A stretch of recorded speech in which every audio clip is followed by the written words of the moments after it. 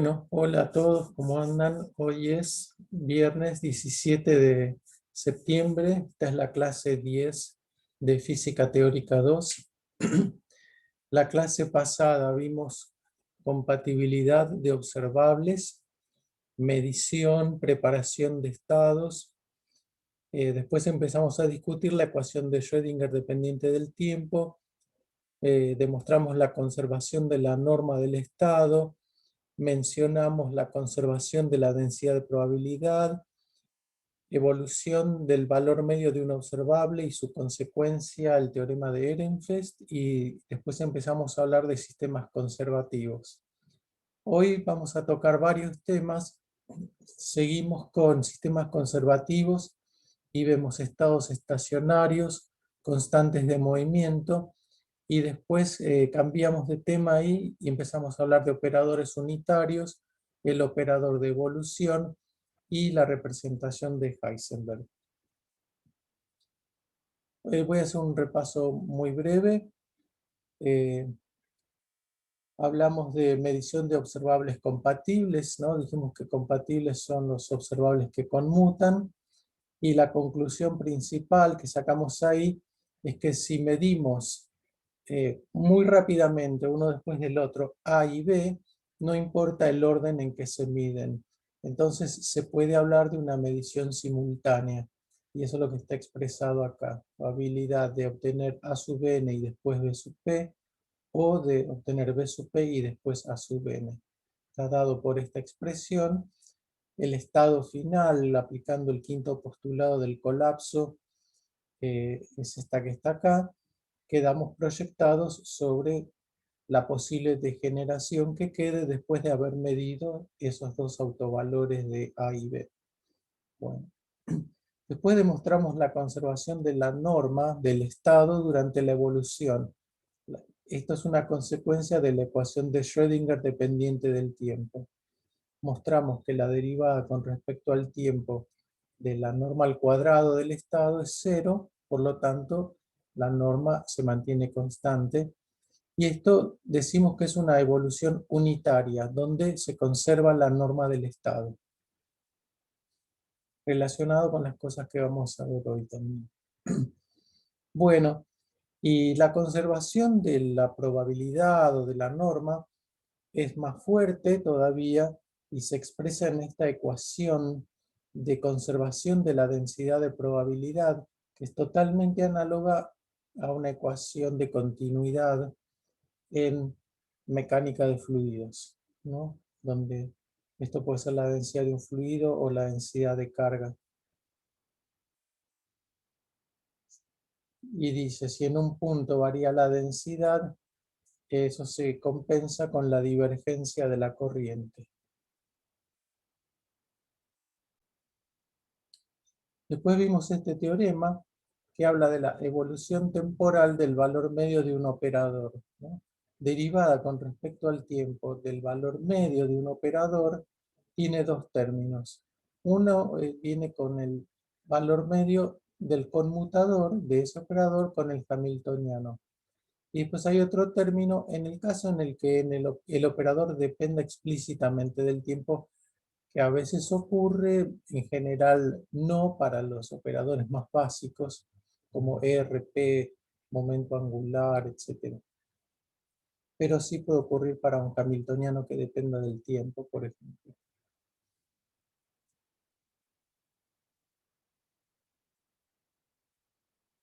Bueno, y después aplicándole este teorema a los observables R y P, ¿no? Si tomamos que este operador A es R o P, llegamos al teorema de Ehrenfest, que dice derivada con respecto al tiempo del valor medio de del operador posición, es 1 sobre m por valor medio del operador momento. Esto sería como un P igual a m por b. Y eso se complementa con la derivada con respecto al tiempo del valor medio del momento igual a menos valor medio del gradiente del potencial. Esto sería la ecuación de Newton donde hay un potencial BDR. Entonces, este es un punto de contacto entre la cuántica y la clásica.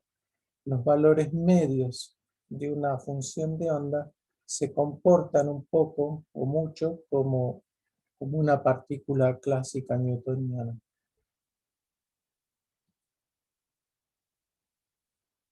Bueno, y después empezamos a hablar de sistemas conservativos, que son, por supuesto, importantes porque muchos problemas tienen hamiltonianos que no dependen del tiempo.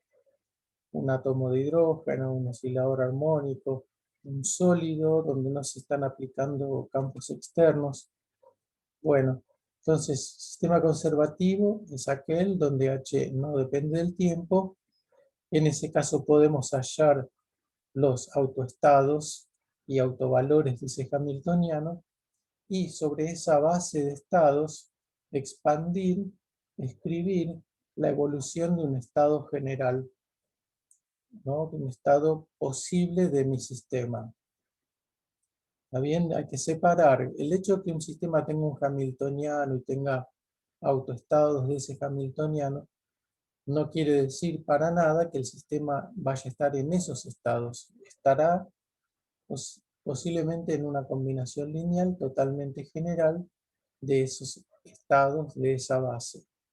Bueno, y después de un trabajito llegamos a esta conclusión. Si el estado tiene una condición inicial, ¿no? Si tengo un psi en un T0 que está expandido de esta forma en la base, con unos coeficientes C sub ni en T0, podemos hallar el estado a todo tiempo posterior, a tiempo t, simplemente tomando esta expresión de acá abajo y agregándole la dependencia temporal acá con estas exponenciales que dependen de los autovalores del hamiltoniano. Ahí vemos cómo el hamiltoniano controla la evolución temporal del estado. O sea, el caso de sistema conservativo se puede resolver, digamos, y uno puede escribir el estado a todo tiempo.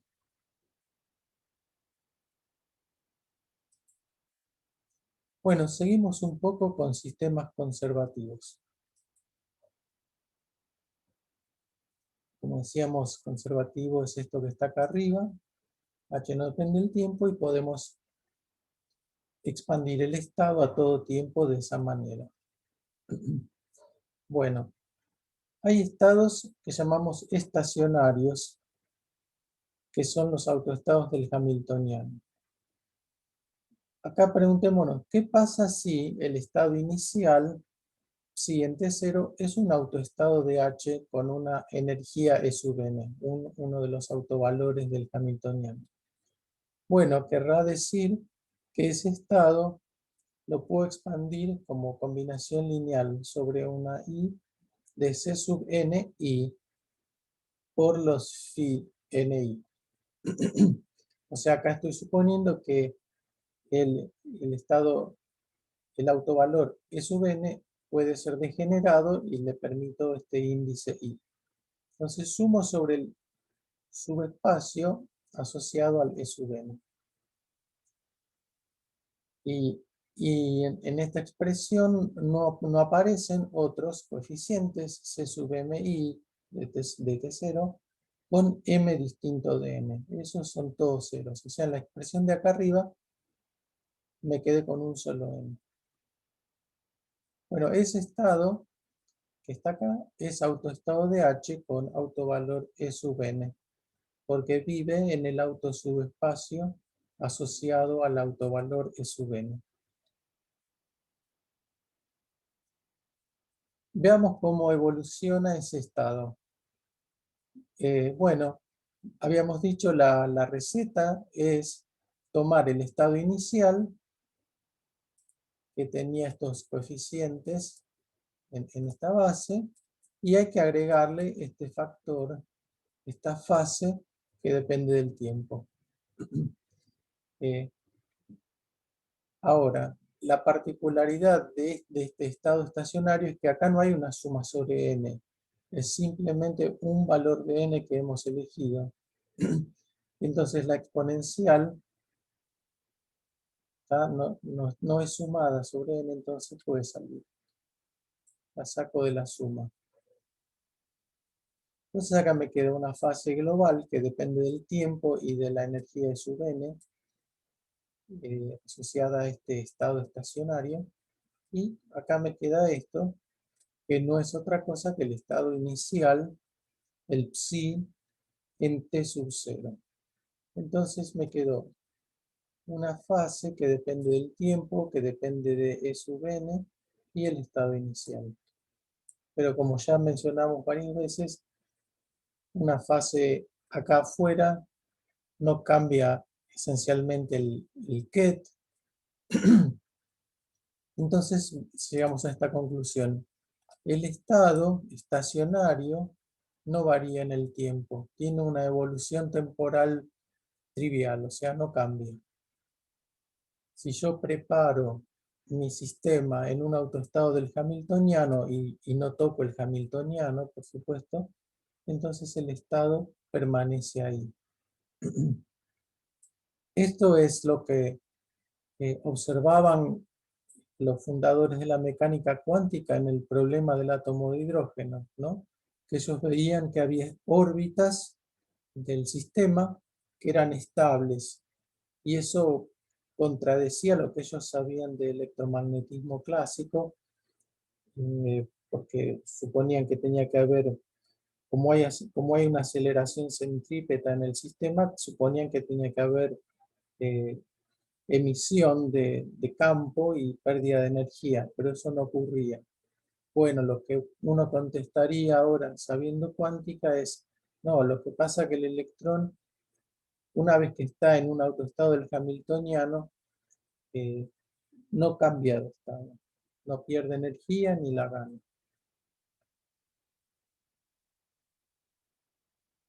Entonces es una particularidad, una característica nueva que trae la cuántica.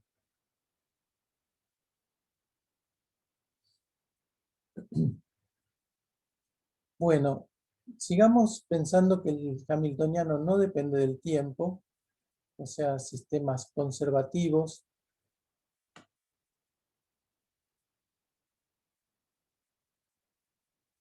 Y podemos definir observables que son constantes de movimiento, como habrán visto en mecánica clásica. Acá definimos la constante de movimiento como una observable tal que, bueno, no tiene dependencia explícita en el tiempo y además principalmente no conmuta, conmuta con el hamiltoniano. Entonces, si satisface estas dos propiedades, lo llamamos constante de movimiento y ahora vamos a ver por qué. Bueno, propiedades de esas constantes de movimiento. Primero, tomemos la derivada con respecto al tiempo del valor medio de ese operador. Entonces sería esto, derivada con respecto al tiempo de, el valor medio es este sándwich del operador en mi estado, que puede tener una evolución temporal en general, ¿no? Aunque este estado es general, ya no estoy hablando de un estado estacionario, ese tema ya quedó atrás en la slide anterior. Esto es una evolución general. Esto es cero. A ver si me quieren decir por qué es cero.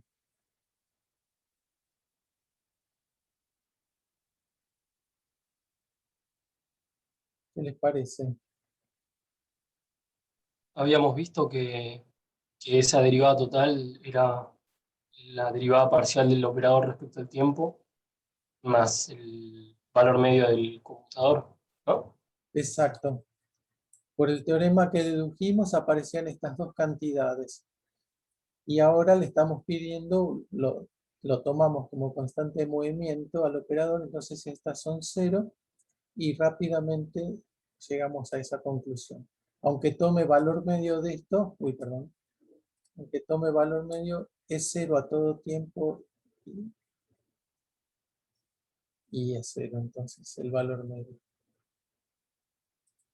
Bueno, entonces con estas dos condiciones, el valor medio del operador en cualquier estado no evoluciona. Entonces, en ese sentido decimos que es una constante de movimiento. Cuidado que estamos diciendo que es el valor medio, ¿no?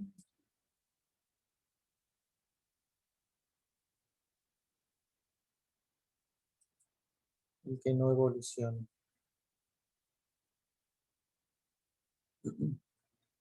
Otra propiedad. Acá arriba me anoto que estoy con una constante de movimiento, entonces le pido las dos cosas. Bueno, segunda propiedad. La probabilidad de medir A sub P es independiente del tiempo en un estado general. Esto ya es como más fuerte. Supongamos que tomo el hamiltoniano y una base del hamiltoniano, unos phi npi. Este es el autovalor de la energía. Y después estos kets son también autoestados de A, ¿no? Con autovalor A sub P. Ahí está el índice sub P. Y le dejamos el índice I por si todavía queda algo de degeneración una vez que especificamos esos dos autovalores.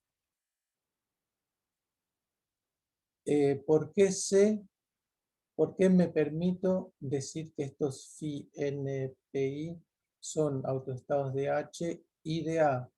Bueno, porque demostramos que si dos operadores conmutan, entonces existe una base de autoestados comunes. Entonces, supongamos que esta es la base de autoestados comunes de H y A. Ahí eh, estoy usando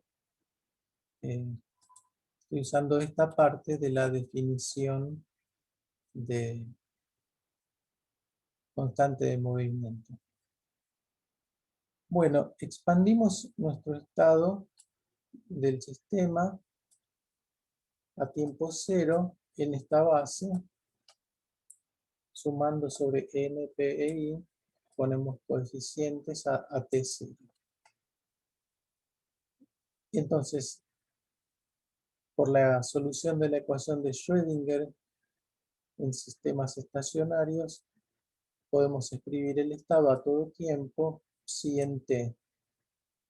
Simplemente, como decíamos, agregando acá la fase, acá me faltó el H barra.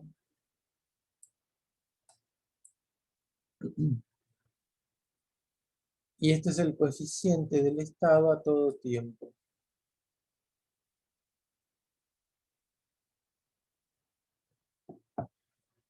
Ahora, en este punto nos habíamos preguntado por la probabilidad de medir A sub P.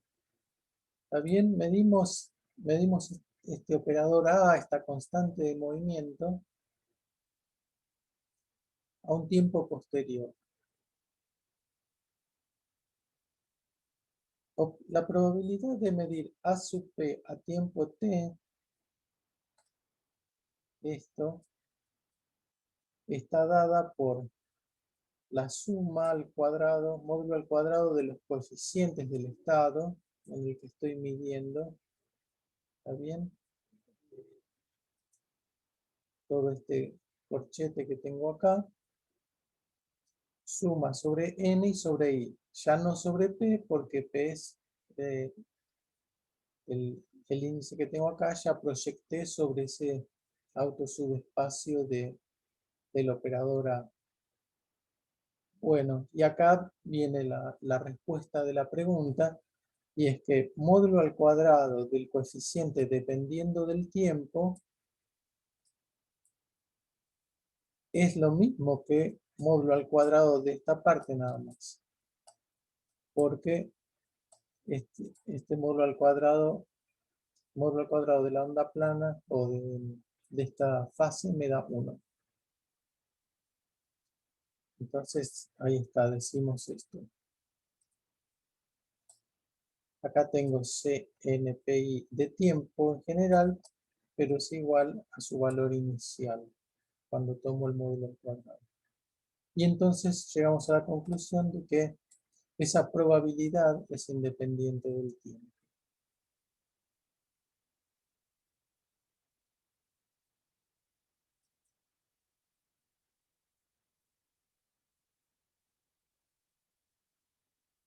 Entonces vamos como reafirmando y entendiendo la idea de ser constante de movimiento, ¿no? El hecho de que A conmute con H tiene esta propiedad importante de que la probabilidad de estar en tal,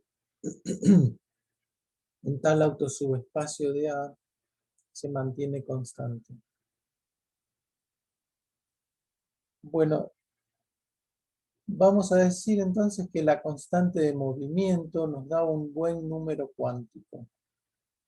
¿Por qué? ¿Qué queremos decir con esto? Bueno, supongamos que en particular el estado inicial, psi en T0, es uno de los autoestados comunes de H y A. Entonces, si este es el estado inicial, podríamos volver al slide anterior, aunque no es necesario prácticamente. Acá tenemos un solo número y la probabilidad de obtener A sub P en una medición a todo tiempo es 1, ¿no? Porque estamos en este estado. Si medimos A, obtenemos el autovalor A sub P. Y esto es independiente del tiempo, ¿no? El estado este que elegimos es un autoestado de H y de A. Entonces, por ser autoestado de H, no evoluciona y sigue siendo autoestado de A. Entonces, vemos que el autovalor A sub P es una etiqueta que permanece y decimos que es un buen número cuántico.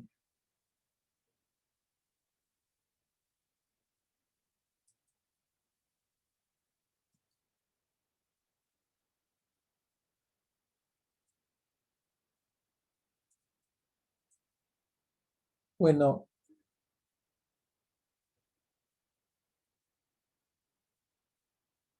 sigamos pensando que H no depende del tiempo, estamos con sistemas conservativos todavía.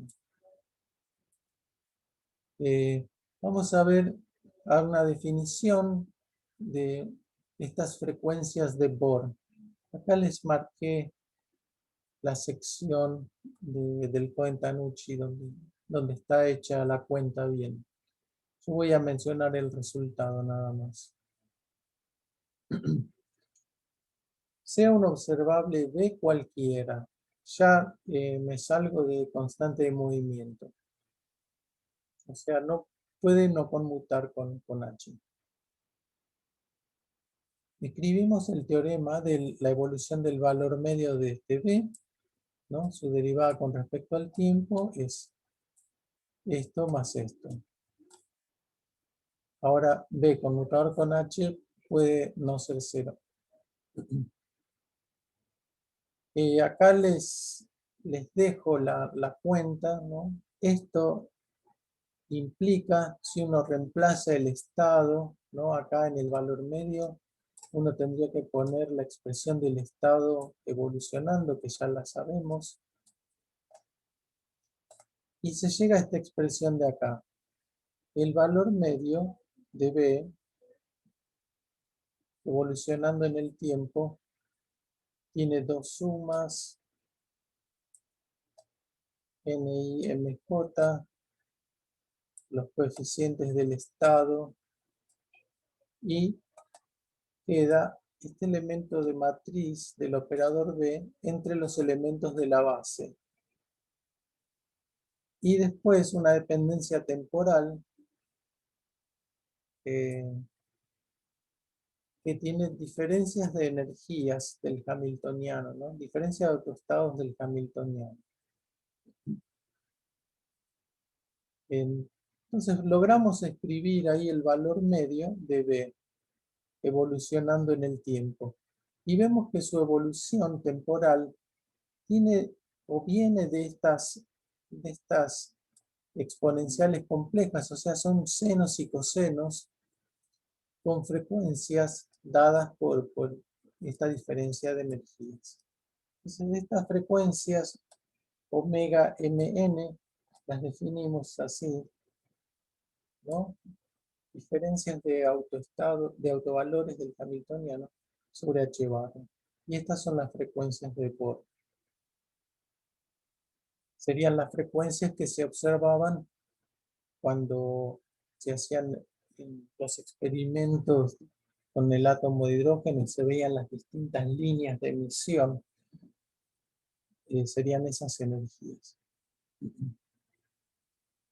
Notar que omega mn son independientes de B, son independientes del observable que estamos mirando, su valor medio, y solo dependen del hamiltoniano. O sea, el valor medio de B tiene una dependencia temporal por un montón de oscilaciones ahí sumadas, pero las frecuencias de esas oscilaciones no dependen de él mismo, sino del hamiltoniano. ¿Dónde aparece B? Aparece en los pesos dados por el elemento de matriz que está acá. Elemento de matriz de B entre los autoestados del hamiltoniano. Este es el coeficiente, digamos, que pesa con cuánto peso entra esta oscilación en particular y esta frecuencia en particular. Por ejemplo, un caso importante podría ser que haya un cierto elemento de matriz de B entre dos estados que sea cero. Entonces, esa frecuencia de Bohr omega mn estará ausente en la evolución del valor medio de B.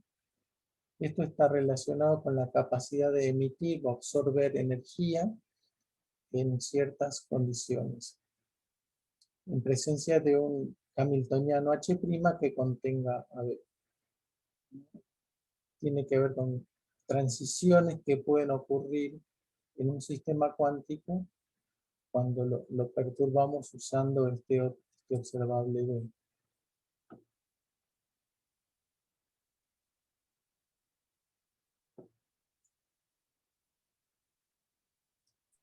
Perdón, una pregunta. Sí, De algo, creo que lo dijiste, pero me lo perdí o no lo entendí bien. De cómo llegás del primer renglón, digamos, al de abajo. de acá a acá, Sí, exacto. esta flecha. Sí, Sí. no hice la cuenta acá, se las dejo para leerla acá en detalle en el libro, pero la idea es acá, por ejemplo,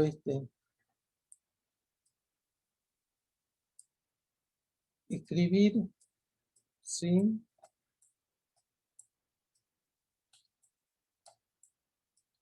Conmutador, Ah, ok.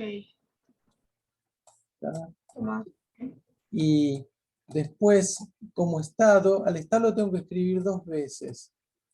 Entonces, Sí, ¿ves? Este que apareció sin conjugar con este ket y esta suma, ok. estos representan a esa vez del estado.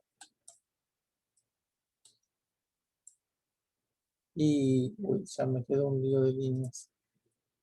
Y después sería esto con este bra. Borré está bien, pero representaría el bra que aparecía acá.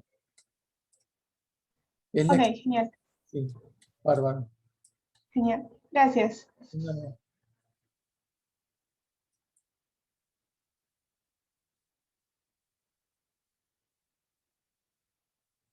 Yo tengo una pregunta, Pablo. sí. Sobre eso último de la regla de selección, el último paréntesis no lo entiendo muy bien. Sí, eh, no está muy bien explicado acá.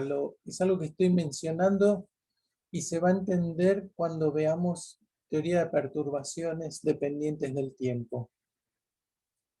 Ok, genial, entonces. Sí. Digo una frase más, ¿no? Si el sistema pelado original tiene este H, puede ocurrir que después le agreguemos algo, ¿no? Le agreguemos un H' que perturba un poco al sistema y este H' puede, acá dependería del observable B. Esa es la situación que contemplamos en teoría de perturbaciones. Entonces, si B... Ok, o sea, la situación que estás planteando en la regla de selección es algo de, digamos, la teoría de perturbaciones. Sí, sí. Ok, perfecto. Gracias. Ujú. Lo menciono acá porque ya que estamos, ¿no? Pero después lo vamos a profundizar.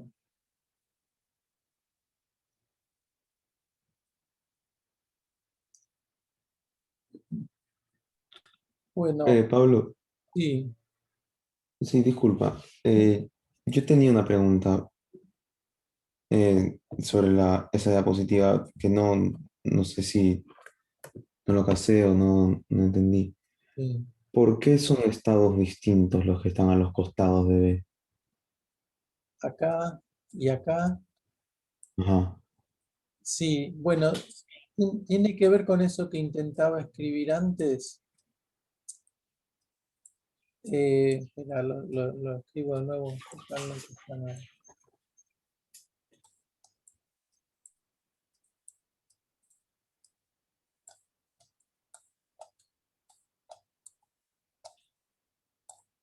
Acá ves que está valor medio del conmutador.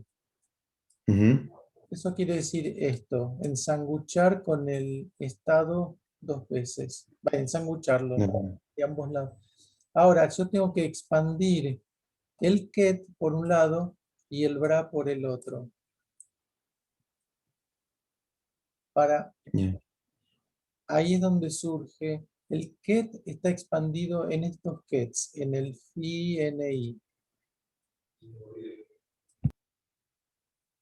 pero el bra está expandido con otra suma, mj coeficiente cmj conjugado por este bra.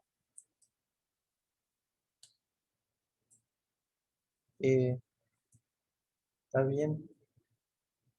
Cada vez que aparece el estado, lo, lo expando, pero le tengo que poner índices diferentes y ahí me quedan diferentes el bra y el ket en este elemento de matriz. No sé si aclaré algo. sí, no entiendo por qué tienen que ser índices diferentes. O sea, yo la probabilidad no la calculo con el mismo estado, digamos, braqueteando con el Sí, estado. no, no, a ver cómo decirlo.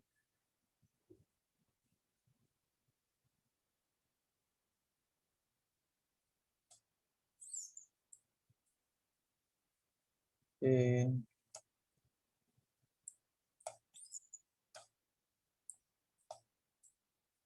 Cuando hacemos esto,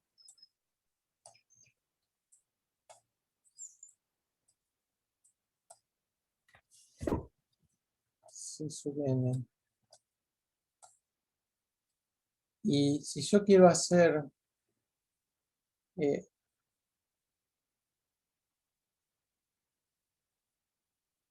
eh,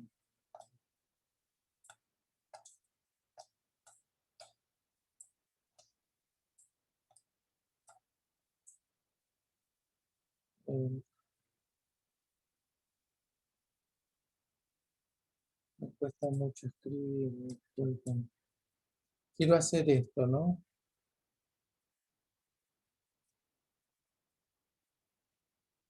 Ah,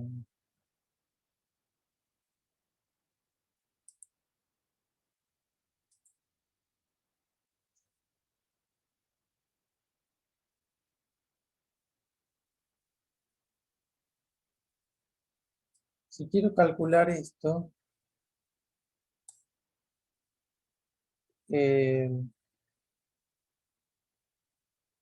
tengo que expresar el ket y el bra como suma, pero no puedo ponerle el mismo índice porque son dos sumas separadas.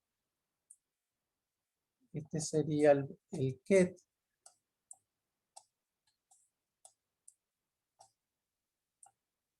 y el bra lo escribo como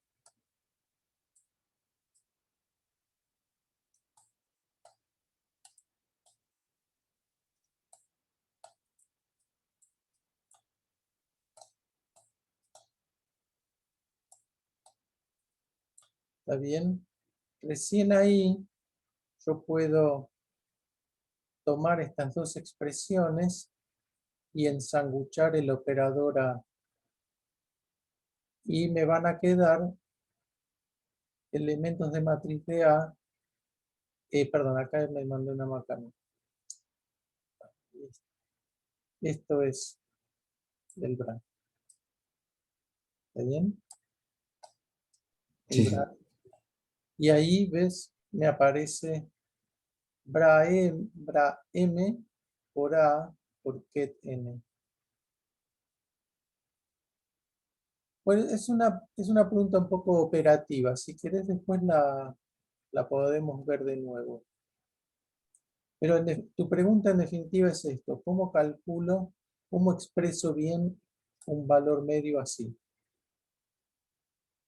Está bien, es relevante porque Ujú. estamos hablando de valores medios y Entonces, si yo conociera el estado, por ejemplo, simplemente lo pongo el bra, o sea, lo conjugo, lo de vuelta y usaría el mismo estado. Por eso me llama la atención que el trato de expresarlo así en forma general utilice distintos índices en la suma. no, eh, no puedo hacer eso y me está costando decirte, no, necesito reexpresar este índice mudo eh, con otro índice.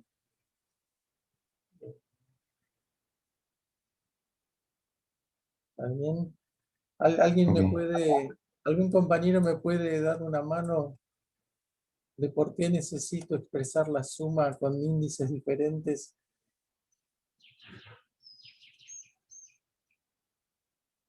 Porque si no me Yo quedaría una... siento que si expresás, ay, perdón, Sí, sí, decime.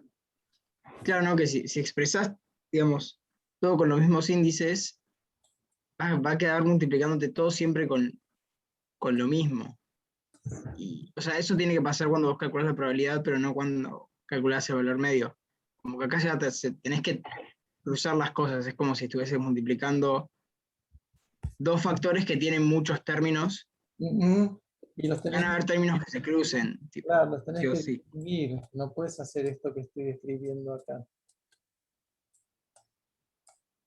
Acá tengo dos sumas distintas. No las puedo hacer con el mismo índice. ¿Está bien? Son sumas distintas realmente. Porque vos qué pretendés que haga, por ejemplo, que me quede con un solo signo de suma, ¿no? O sea, acá hay n cuadrado términos y no n solamente. Hay términos cruzados, hay términos que son no diagonales. Mm. ¿Está bien? O sea, esto está mal.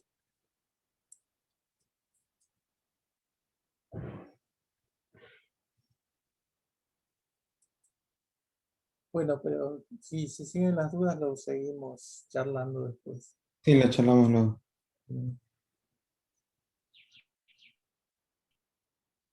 Operadores unitarios. Definición. U es unitario si su inverso es igual a su adjunto. Esto ya lo definimos en algún momento, ¿no? O sea, el inverso, ¿qué quiere decir? Que cuando lo multiplico consigo mismo, a izquierda y a derecha, me da 1. Entonces, acá tengo U.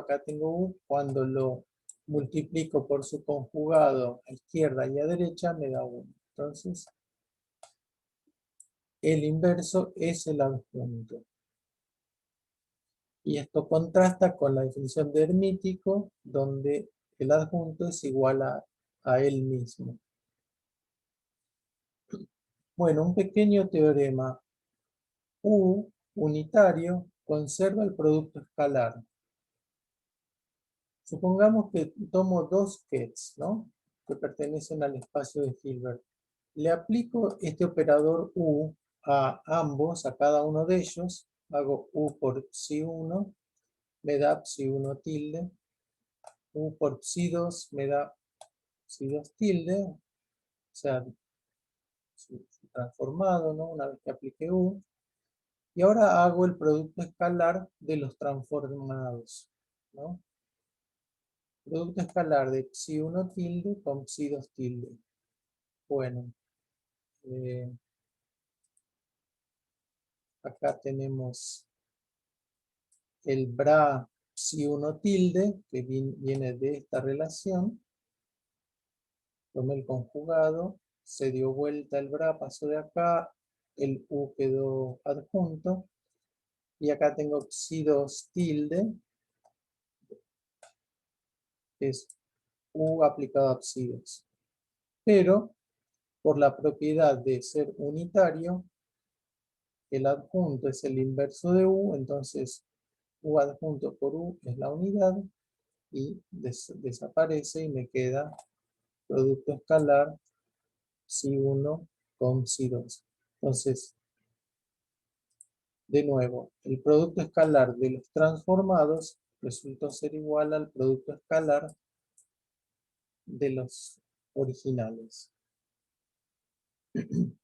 O sea que en R3, ¿no? Si tengo dos vectores, les aplico esta transformación, les pasa algo a los vectores, pero el ángulo entre ellos queda invariante y su producto escalar queda invariante. En particular, U conserva la norma, porque si le aplico esta identidad al mismo que a psi, psi, entonces psi tilde con psi tilde me da lo mismo que el original. O sea, se conserva la norma de los vectores y el ángulo entre ellos. Debería haber dicho.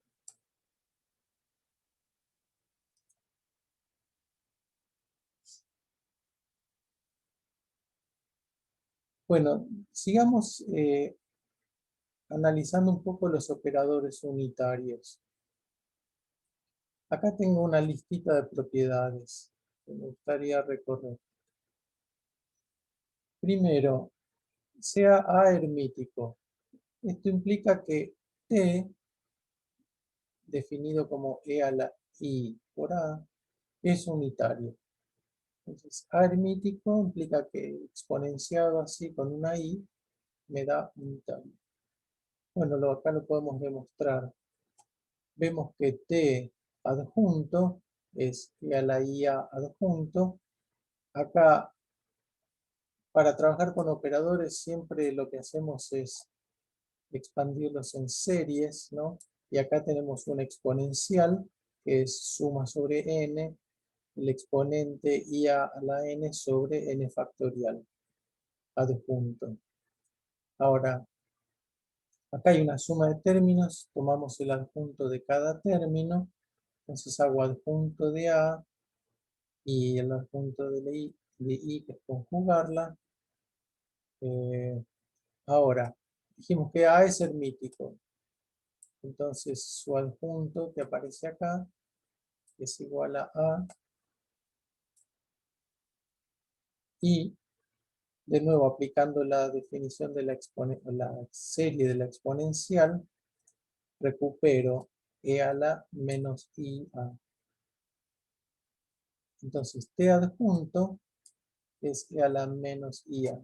Y t era IA. Pero, bueno, entonces vemos que el adjunto de t multiplicado por t me da la identidad en ambas direcciones y ya está. Entonces demostré que t adjunto es el inverso de t. O sea, este t es unitario.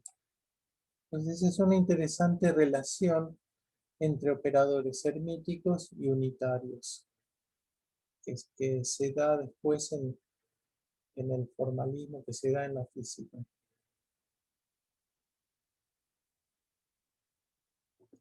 Segunda propiedad, la menciono. Si U y B son unitarios, su producto también lo es.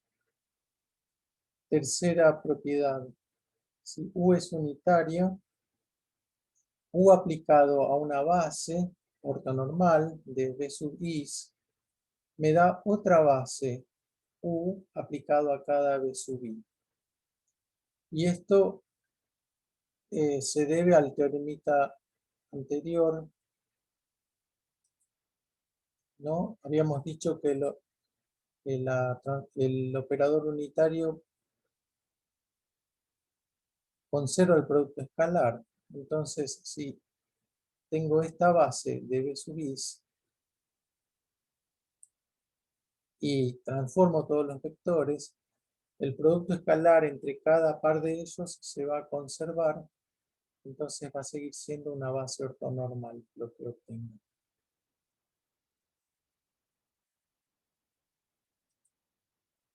Entonces, si U es unitario y se lo aplicamos a una base, obtenemos otra base ortonormal.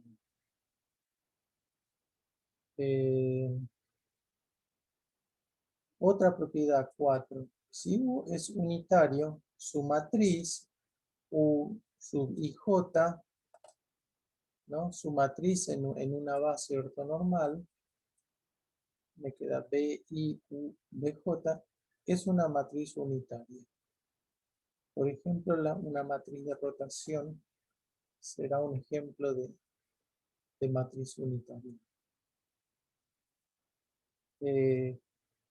Quinta propiedad, si sea U un operador unitario, sus autovalores satisfacen, son U de la forma E a la I phi con phi un número real. Notar que el módulo de estos autovalores es 1. Bueno, no tengo acá la demostración. Se las dejo para que la miren en el Cohen o en cualquier libro. A ver, no sé si mencioné. Ah, acá.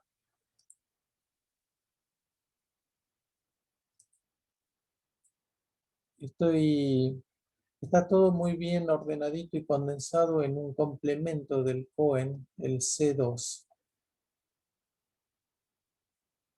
Se los recomiendo.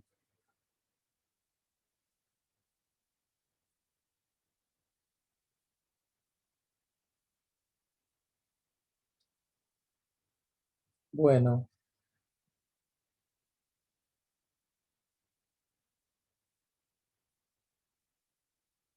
Por eso es un buen momento para hacer un recreo. Haremos unos minutos.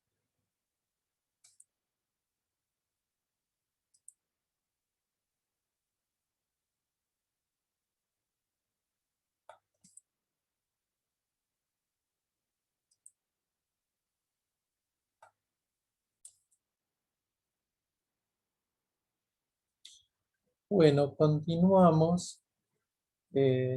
Ahora usamos los operadores unitarios y lo pensamos como transformaciones unitarias, o vamos a ver qué son las transformaciones unitarias. Transformaciones unitarias de operadores.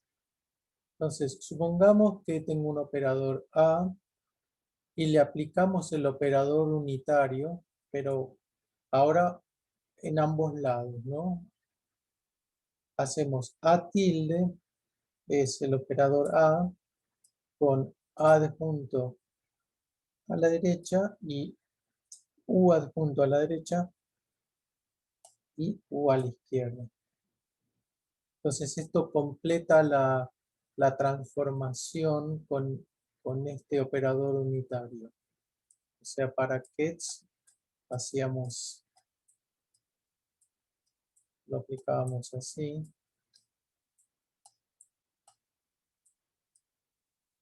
Y para operador lo aplicamos así a ambos lados. Entonces, un operador unitario nos ofrece, nos da una transformación unitaria que consiste en cambiar todos los Ketch y cambiar los operadores físicos relevantes. Es equivalente a un cambio de base en álgebra lineal, en R3, ¿no? Donde la transformación unitaria transforma los vectores en otros vectores y las matrices en otras matrices. Bueno, a ver, propiedades. 1. Sea B sub I una base del espacio de Hilbert. Le aplicamos U a los vectores de la base. Entonces U sobre B sub I me da B sub I tilde. Acá tengo la versión adjunta. Entonces lo que quiero ver es esto. El elemento de matriz, una vez que le aplique la transformación unitaria al ket, al bra y al operador que está ensanguchado. Entonces, esto es una demostración de un renglón, pero es una de las cosas más importantes del formalismo. ¿Por qué? Bueno, el bra lo transformo acá, me queda B sub I con U adjunto, como acá arriba. Después el operador es U a U adjunto. Y después el B tilde es U aplicado a BJ. Y ahora, por la propiedad de que U es unitario, ahí me aparece la identidad 2 veces, entonces desaparece de ahí, y me queda el elemento de matriz BI a BJ. Entonces, conclusión, los elementos de matriz de operadores no cambian al aplicar la transformación U simultáneamente a operadores y estados, y Ketch y Bras. Entonces, como todas las predicciones físicas y todo lo importante físicamente sale de los elementos de matriz en la cuántica, lo que esto nos está diciendo es que el contenido físico de la teoría no cambia si aplicamos una transformación unitaria. Entonces podemos aplicar transformaciones unitarias a nuestra conveniencia para trabajar más cómodos dependiendo de lo que estemos haciendo, de cuál sea el sistema o de lo que queremos calcular.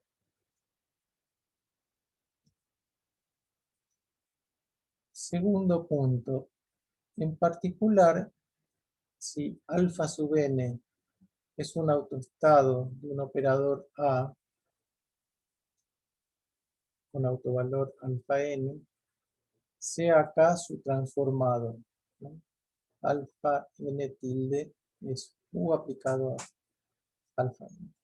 Entonces, si yo hago A tilde aplicado al alfa n tilde, de nuevo, acá transformo el A, acá transformo el ket, esta parte U daga U se va, me da la identidad, entonces me queda igual a U por A aplicado al get,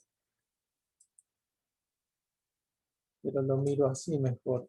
Esto es A aplicado al get, o sea, es alfa es el autovalor por el get. Y ahora me queda U aplicado al get, que es el get tilde. Entonces, en conclusión, alfa n tilde es un autoestado de A tilde, ¿no? Porque habíamos empezado así y terminamos acá.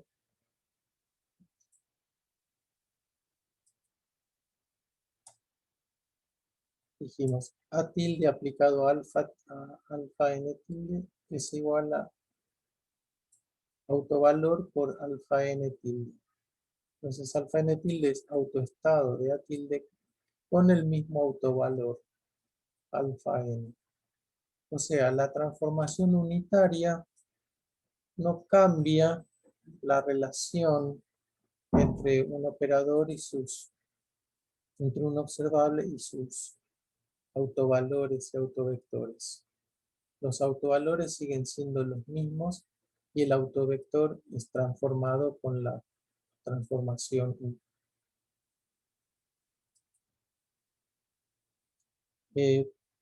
Bueno, y una propiedad más general que se las dejo, no la tengo acá, la verdad, trabajada, pero es que si tengo una función de un operador, me dará un otro operador. Si el tilde de eso, el transformado de eso, es la función del A tilde.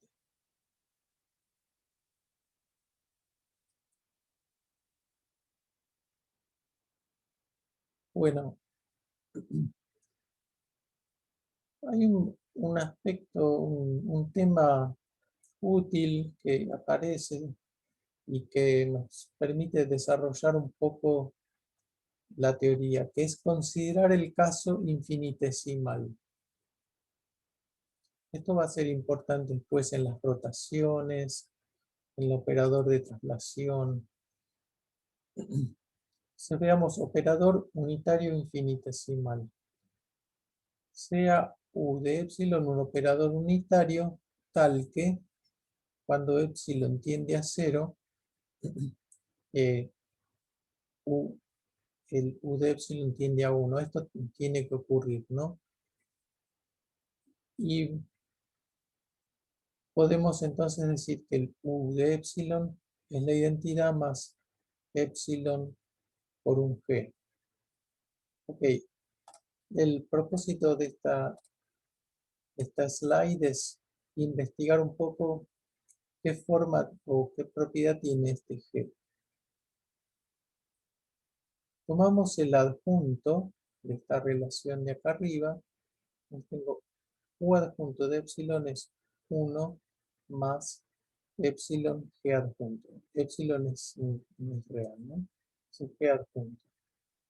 Ahora multiplicamos U de epsilon por U adjunto de epsilon, que también lo podría escribir al revés, y me queda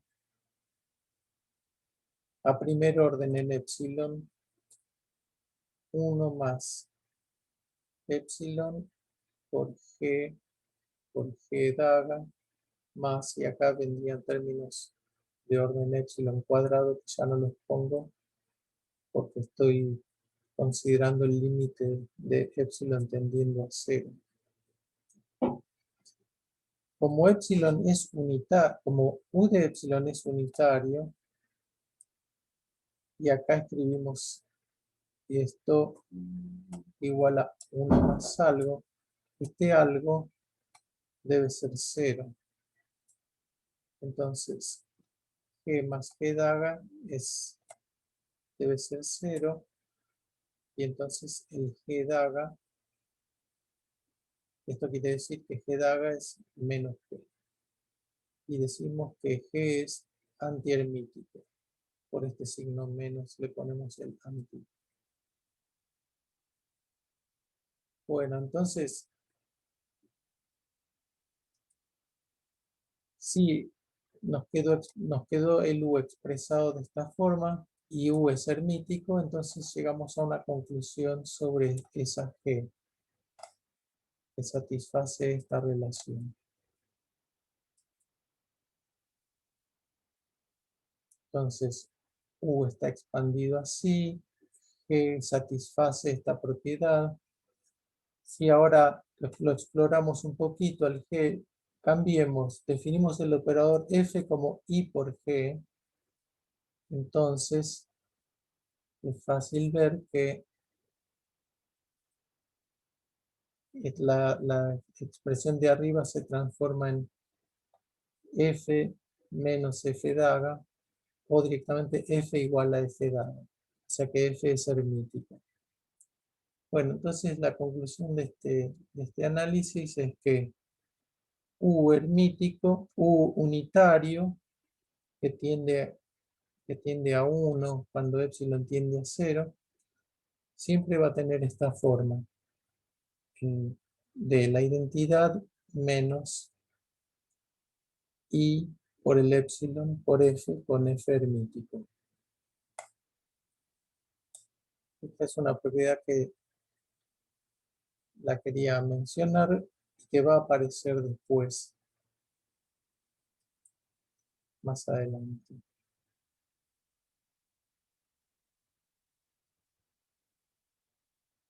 Tratemos de recordarla o al menos saber dónde ir a buscarla. Bueno, esa introducción de operadores unitarios apuntaba a hablar del operador de evolución, que es lo que vamos a ver ahora. El operador de evolución, como la ecuación de Schrödinger dependiente del tiempo es lineal, podemos simplemente escribir lo siguiente. El estado en un tiempo t cualquiera es el estado inicial por un operador. Y si acá yo pongo, si en lugar de poner psi en T0 pongo una combinación lineal de estados, simplemente el U se aplica sobre cada término y lo hace evolucionar. Eso por la linealidad de la ecuación de Schrödinger dependiente del tiempo.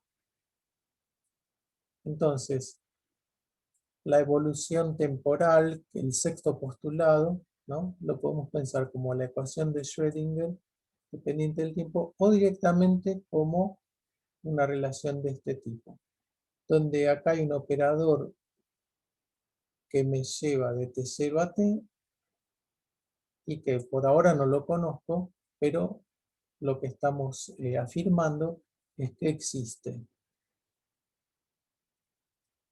Y la idea ahora es explorar, a ver quién es, a ver si podemos escribirlo explícitamente, qué propiedad tiene. Bueno, propiedades. U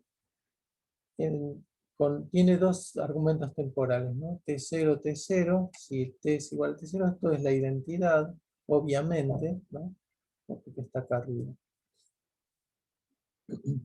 Bueno, ahora aplico la ecuación de Schrödinger. Acá tengo el estado psi de T, entonces lo meto acá en la ecuación de Schrödinger. Y h barra derivada con respecto al tiempo del psi de t es h hamiltoniano por psi de t. Ahora, el estado acá es general, es un estado inicial cualquiera. Entonces, como esta identidad vale para todo estado inicial, puedo extraer una identidad para el operador que está aplicado sobre este estado. Entonces, Acá esto implica esta identidad directamente eliminando el estado inicial, digamos, y me quedo con una identidad de operadores. Y h barra derivada con respecto al tiempo del operador de evolución es el hamiltoniano que puede depender del tiempo por el operador de evolución que tiene este índice, este tiempo inicial, y después el tiempo como variable, que acá es lo que se deriva. Así que la ecuación de Schrödinger para el estado, para el ket, se transfiere directamente al operador evolución y queda, digamos, muy parecida a la ecuación. O igual prácticamente. Bueno, distingamos entonces el caso conservativo, que es más fácil, donde el hamiltoniano no depende del tiempo.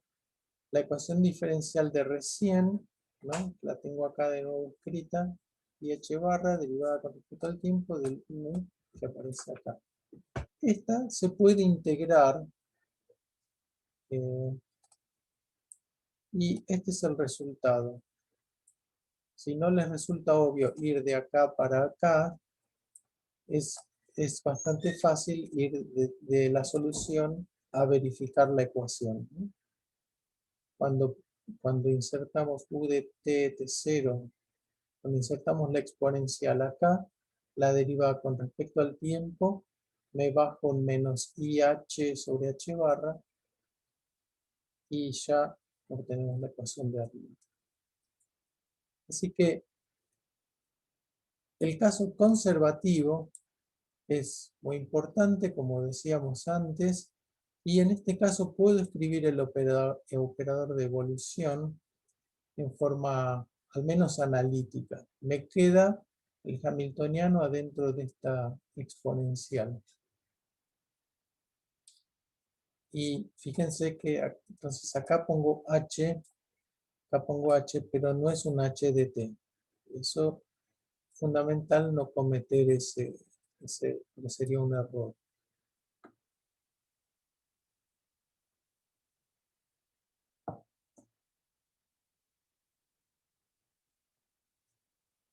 Tengo algunas propiedades más del operador de evolución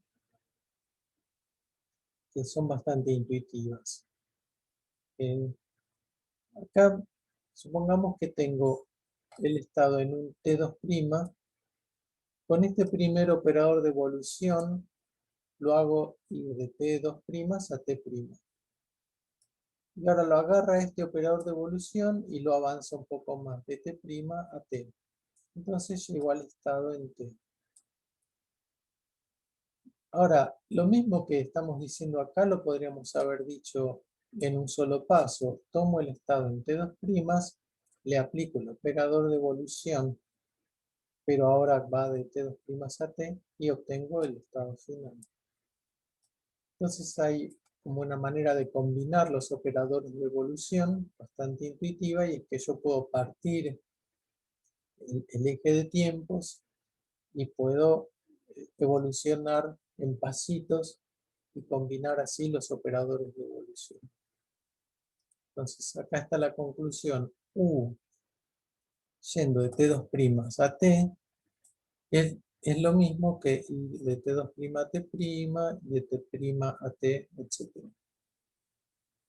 Lo puedo generalizar totalmente, y entonces puedo decir U para ir de T1 hasta Tn es esta multiplicación de operadores de evolución, me lleva de T1 a T2, T2 a T3, etc. Y así llegamos hasta Tn. O sea, puedo partir el eje de tiempo entre muchos intervalitos. Y tengo que multiplicar los operadores de evolución para llegar al final. Bueno, esa es una propiedad.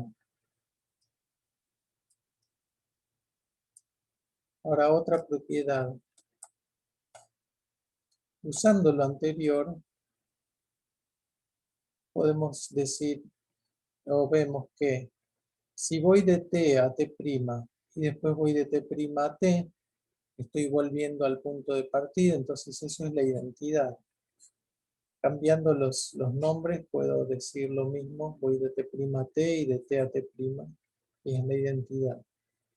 En otras palabras, la inversa de u, el u de t' a t, su inversa es el u de t a t'. Esto es bastante intuitivo también.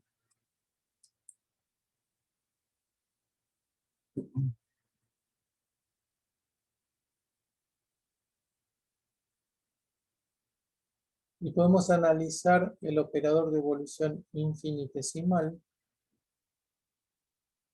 Tomemos la ecuación de Schrödinger dependiente del tiempo. Y acá tengo la derivada con respecto al tiempo del ket.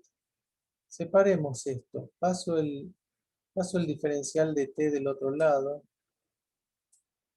hablando mal y pronto. Y pienso un poquito en eso.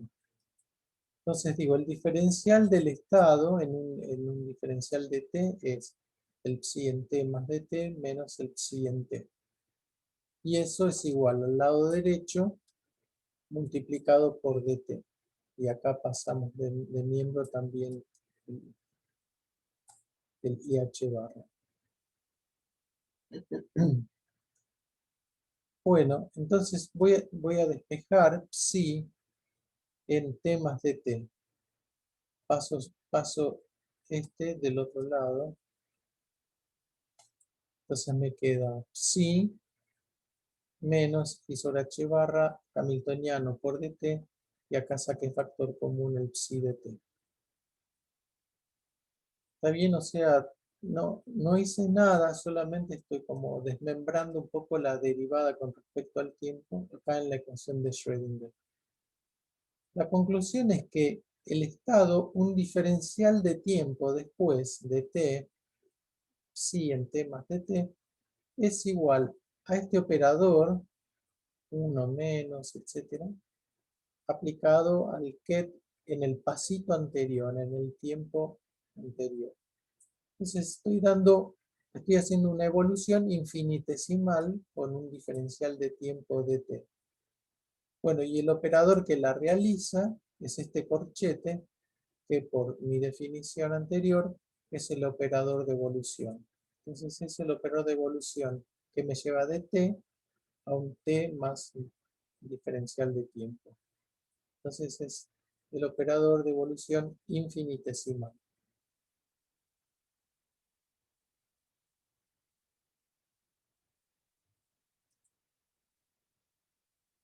Acá repito lo mismo de antes. Ahora, como h de t es hermítico, el u de t más de t es unitario. Acá. Perdón.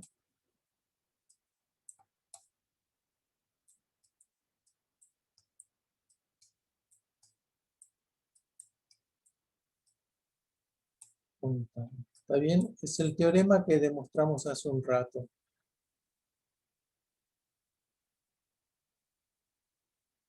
Ahora, Una pregunta. sí, Perdón. Sí, en el teorema no era anti-hermítico lo que aparecía multiplicando con la i. no, ¿te acordás que primero me apareció la G, que era antihermítica, Sí. porque no tenía la I? Entonces después Ah, ok. definí la F como I por G. Eh, Claro, sí, ahí. Cierto. Ok. Gracias. de nada. El H sería la F. ¿No? Entonces, Genial. verificamos que el operador evolución infinitesimal es unitario. Ahora, para una evolución durante un tiempo finito, ya no infinitesimal, una evolución de este tipo, tenemos que este U entre un T0 y un T es el producto de muchos. Acá nos permitimos una licencia tipo físico, ¿no? Tengo que agarrar muchos de estos que me van haciendo pasitos diferenciales, pero como cada uno de ellos es unitario, y vimos que el producto de operadores unitarios también lo es, entonces llegamos ahora sí a la conclusión firme de que U de T0 es unitario. Entonces el U que yo acá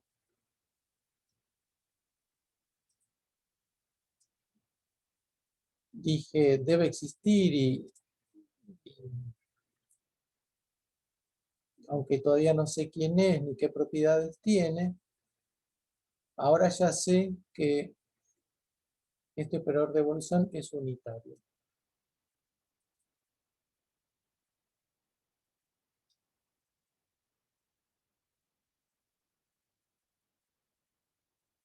Entonces eso quiere decir que su inversa es su adjunto. Y por algo que vimos antes, la inversa del T'T es el mismo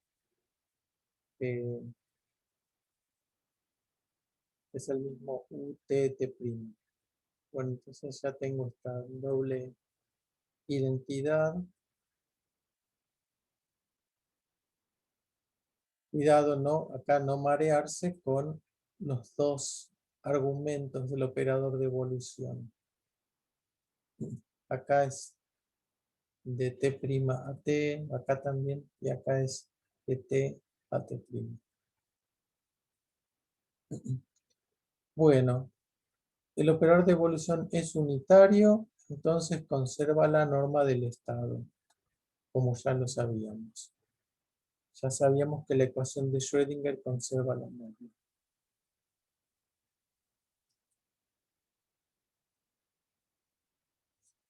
Bueno, y finalmente llegamos a este punto que era un poco el objetivo de hoy, que David me había pedido que tratemos de llegar.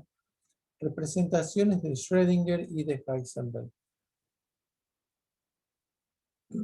Esto lo pueden leer de uno de los complementos del Cohen. Vieron que el Cohen tiene los capítulos divididos en la parte principal que da toda la teoría básica y después complementos que muchos también son muy teóricos o son teóricos, pero no son esenciales, digamos, a la doctrina. Entonces, el G3 habla de la representación de Heisenberg. Bueno, acá hay algo que nunca mencionamos y es que estamos trabajando en una representación que llamamos representación de Schrödinger. ¿Qué quiere decir eso? Bueno, con la ecuación de Schrödinger dependiente del tiempo y las reglas de cuantización que usamos para definir los observables, introdujimos la representación de Schrödinger. O sea, cuando dijimos los operadores son lo que son y tienen la relación que tienen con las cantidades clásicas, ese esquema por default en el que nos metimos lo llamamos representación de Schrödinger. O sea, el operador posición, el operador momento, no tiene dependencia temporal y se corresponden con la cantidad clásica, posición, momento. Todo ese discurso estaba en lo que llamaríamos ahora representación de Schrödinger. En la representación de Schrödinger, el estado el ket psi de t evoluciona. Y los operadores, un operador A que dependa de R y P, no evoluciona. Esa es la característica principal de la representación de Schrödinger. Entonces, adoptemos una notación, pongámosle una sub S a un ket que está en la representación de Schrödinger. O sea, este ket satisface la ecuación de Schrödinger dependiente del tiempo, tal como la discutimos hasta ahora.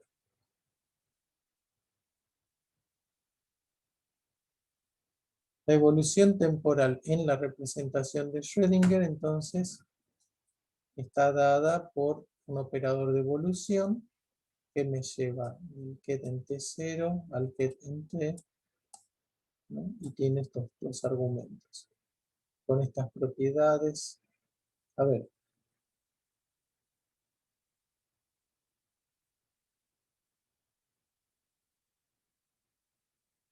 Entonces ahora voy a hacer una maniobra que va a parecer extraña. El operador U me lleva del estado inicial al estado a tiempo t. Ahora, esta U tiene una inversa. También U de T0 inversa. Pero esto acabamos de deducir que es igual al adjunto de U de T0 a T. Entonces, ¿qué pasa si le aplico este adjunto al estado evolucionado? Muy bien, vengo acá y aplico U daga de T0 al ket evolucionado en el tiempo T. Bueno, como es el inverso de U el que estoy aplicando, vuelvo al ket a su estado inicial. Obtengo esto.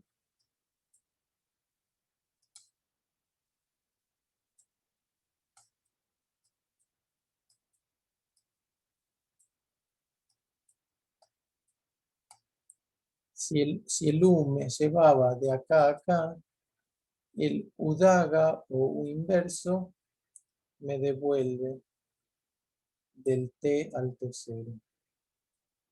Entonces lo que voy a hacer es aprovechar esa propiedad tan prolija para definir un ket que es psi sub h de Heisenberg, que es el psi de Schrödinger en tiempo t, pero antievolucionado, ¿no? Llevado hacia atrás, llevado al origen con un U adjunto, que entonces me lleva al estado de Schrödinger original. Bueno, y este va a ser el ket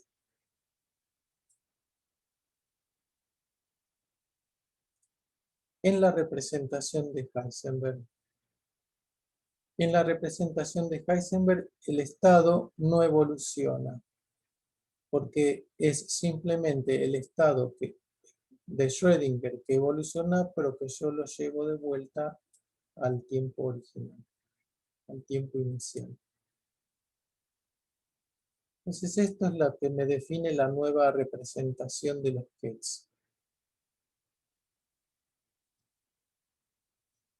Para que las predicciones físicas no cambien, debemos transformar también los operadores. Entonces, aplicamos la forma general de transformaciones unitarias a los operadores, ¿no? Esto es algo que vimos hoy también hace un rato. Si tengo un operador unitario U y transformo los kets de esta manera, también tengo que transformar los operadores aplicándole el U a ambos lados. Acá conjugado y acá no conjugado. Bueno, entonces me invento, también me defino los operadores en la representación de Heisenberg, le pongo A sub H, tomando los operadores en Schrödinger, les puedo permitir que tengan una dependencia temporal propia explícita en Schrödinger, como ya discutimos, y lo transformo de esta manera. Acá hay que tener, nada, un poquito de cuidado porque es confuso, ¿no? Acá tengo esta U cursiva adjunta, y acá tengo el operador de evolución no adjunto entre T0 y T. Pero eso es simplemente porque la transformación que estoy aplicando es, esta es la transformación unitaria que estoy aplicando, que es U adjunto entre T0 y T.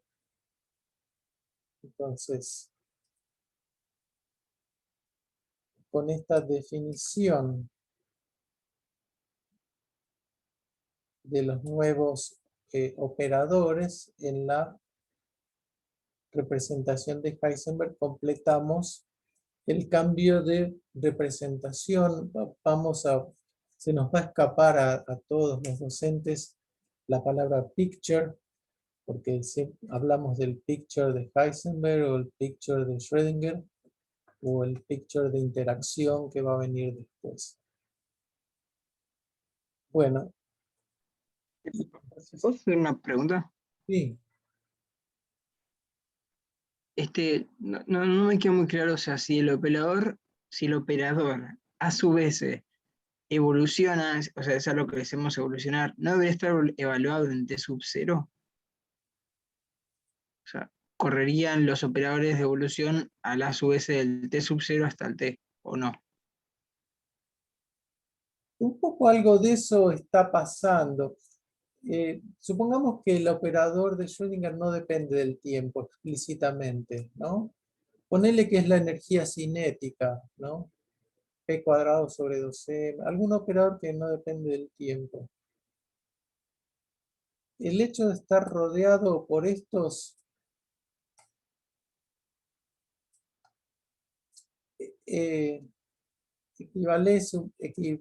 equivale un poco a correrme en el tiempo.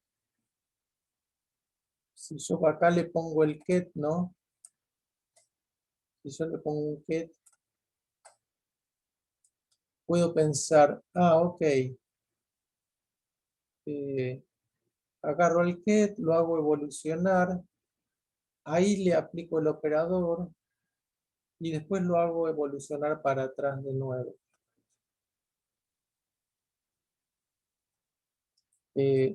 Perdón, me tomé la licencia de decir lo que se me ocurrió, pero me parecía que estaba relacionado con lo que vos decís. Sí, creo que un poquito más claro. Gracias. Y nada.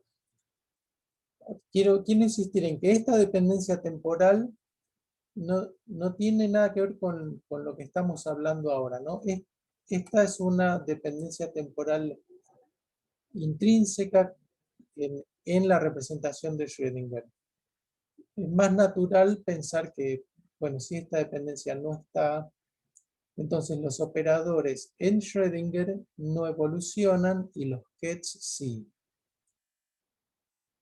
Y en cambio, en Heisenberg, los kets los frisé, ¿no? Porque una vez que evolucionan los vuelvo atrás. Y en cambio los operadores sí les doy una dependencia temporal muy clara y muy importante, ¿no? A través de estos operadores de evolución. O sea, esto es lo que yo respondería en forma más estándar a tu pregunta. En Schrödinger los operadores no evolucionan y en Heisenberg sí. Ok. Y también te podría hacer otra pregunta. Sí. Sí, no había entendido muy bien la distinción que hiciste entre las U's. Dijiste que sí. Sí. ¿Ves? Este paréntesis es en general. Si yo tengo una transformación unitaria U cursiva, yo transformo los kets de esta forma y los operadores así, ¿no? Para llegar al tilde. a la versión tilde. Sí, Ahora, tratemos de recordar esta. A tilde es U por A por U dada. Y ahí yo mismo me alteré y salté y dije, cuidado, no confundirse con esto. Esta sería la versión tilde. Acá es la no tilde de la A. Y acá tengo U y tengo U dada, ¿no? Parece estar un poquito en contradicción con esto que está acá. claro, pero o sea, siguen cumpliéndose las mismas relaciones, digamos, ¿no? Sí, Está lo sí, mismo. sí, lo que pasa, o sea, las dos están bien. Lo único que estamos diciendo es que es la transformación unitaria que estamos aplicando para ir de Schrödinger a Heisenberg es esta que recuadré acá, ¿no? O sea, Claro. O sea, los ket primas son, los ket tildes son definidos por la transformación claro, de U adjunta, digamos. claro. Los tildes son definidos por esta U cursiva, que son el U adjunto, que es el exacto.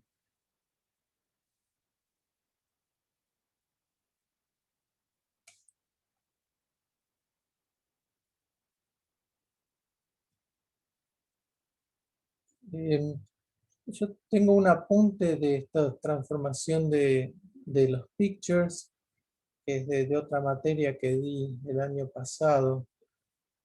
Eh, voy a ver si lo separo y se los doy también. Incluso por ahí me grabo un video con ese apunte y lo pongo en la página de la materia.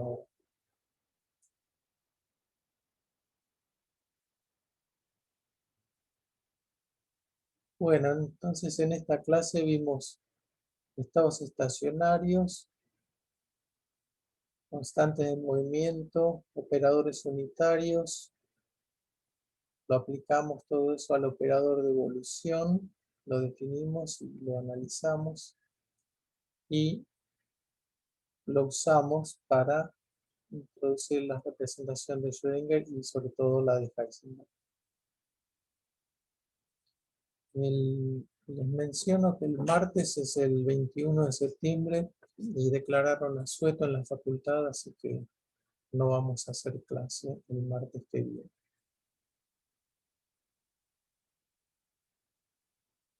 Bueno, feliz día del estudiante entonces.